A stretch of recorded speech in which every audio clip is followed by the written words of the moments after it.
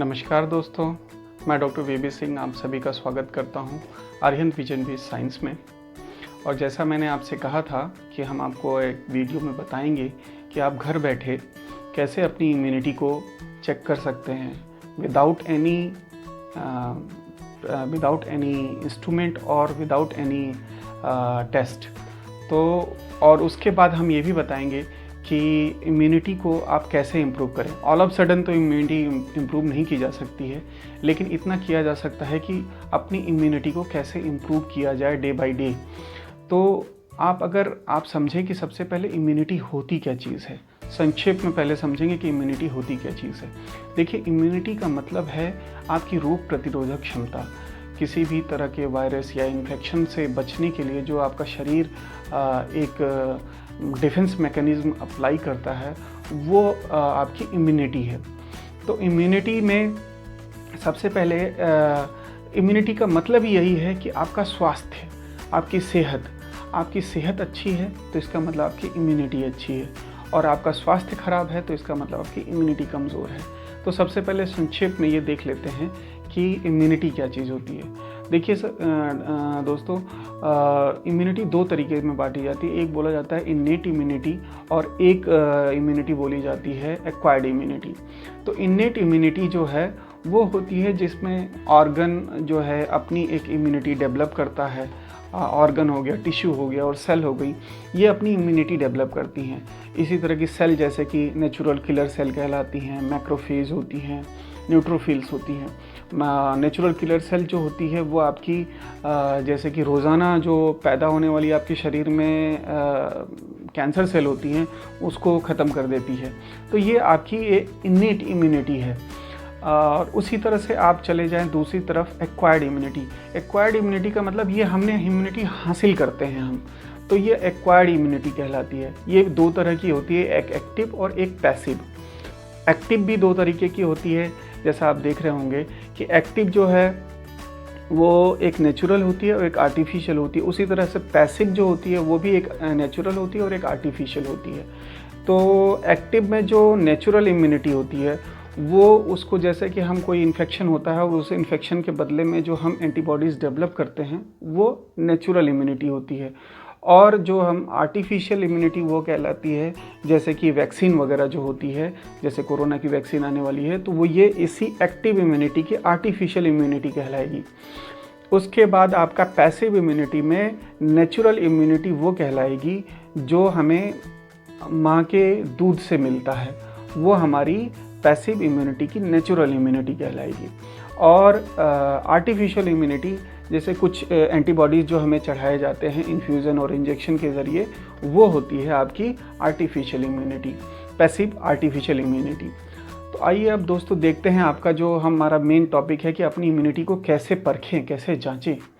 तो इसकी सबसे अच्छा तरीका है कि हम जो आपको एक पॉइंट बताएंगे उस पॉइंट में आप इस पॉइंट में अपने नंबर्स स्कोर कर लीजिएगा।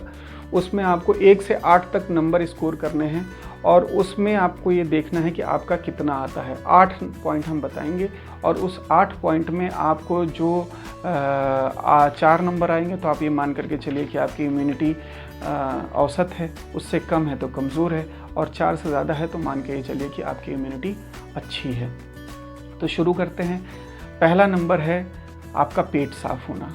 अगर आपका पेट साफ़ हो रहा है तो ये मान करके चलिए कि आपकी इम्यूनिटी, आपकी सेहत अच्छी है। तो जैसे मैंने बताया था कि 70% जो इम्यूनिटी होती है वो गट पे डिपेंडेंट होती है। तो गट पे हमारी, तो पेट अगर साफ़ है तो इसका मतलब कि हमारा पेट स्वस्थ है। और दूसरा नंबर जो है हमारा वो है अधिक वज़न का ना होना। आपका अगर वज़न अधिक है तो ये मान करके चलिए कि आपका स्वास्थ्य भी उसी हिसाब से कमज़ोर होगा। और अधिक वज़न जैसे BMI में हम निकालते हैं तो BMI का शॉर्टेस्ट फॉर्मूला ये है कि हाइट इन सेंटीमीटर -100। आपकी जितनी हाइट है सेंटीमीटर में उसमें -100 कर लीजिए, वो आपका एग्जैक्ट BMI होना चाहिए। उससे ज़्यादा हो रहा है तो दैट मीन्स कि आप हायर BMI में हैं, और उससे कम है तो आप लोअर BMI में हैं। तो बॉडी मास इंडेक्स आपका बढ़ा हुआ है या घटा हुआ है, ये आप चेक कर सकते हैं। दूसरा नंबर है त्वचा का साफ़ होना। अगर आपकी त्वचा साफ़ है और शाइनिंग है तो ये आपके स्वास्थ्य को दर्शाता है। तीसरा नंबर है आलस्य का ना होना। अगर आपको आलस्य हो रहा है, बार बार किसी बात को यूं ही टाले जा रहे हैं, तो ये आलस्य कहलाएगा, तो आलस्य का ना होना। चौथा नंबर है, 5वां नंबर, भूख का अनुभव होना। अगर आपको भूख लग रही है प्रॉपर वे में, तो ये भी एक स्वास्थ्य की निशानी है, और आपका स्वास्थ्य अच्छा है तो इम्यूनिटी अच्छी है। छठा नंबर है गहरी नींद का आना। अगर आपकी नींद गहरी आ रही है, आपको ऐसा नहीं लग रहा है कि मुझे सोने के बाद और नींद की ज़रूरत है, तो ये मान करके चलिए कि ये आपकी अच्छी इम्यूनिटी और अच्छे स्वास्थ्य को दर्शाता है। इससे आपकी इम्यूनिटी बढ़ेगी। दूसरा है किसी भी अंग में वेदना का ना होना। अगर आपकी किसी भी अंग में वेदना है, तो ये आपके स्वास्थ्य को सही नहीं बताता है। और आखिरी है सुख का अनुभव होना। अगर आपका शरीर और आपका मन सुख का अनुभव कर रहा है, तो ये भी एक स्वस्थ शरीर की निशानी है। तो ये दोस्तों आपकी निशानियां हो गई जो आपको इम्यूनिटी चेक कर सकती हैं। आप अपनी इम्यूनिटी को चेक कर लीजिए कि ये आप कितने नंबर हैं, उस हिसाब से आप देखें। अब क्या करें, अगर आपका कम है या ज़्यादा है, अच्छा है, तो उसको कैसे बढ़ाया जाए।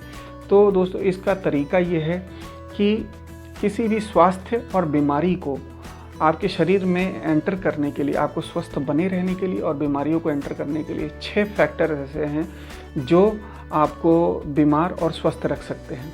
वो 6 फैक्टर क्या हैं? पहला, हवा।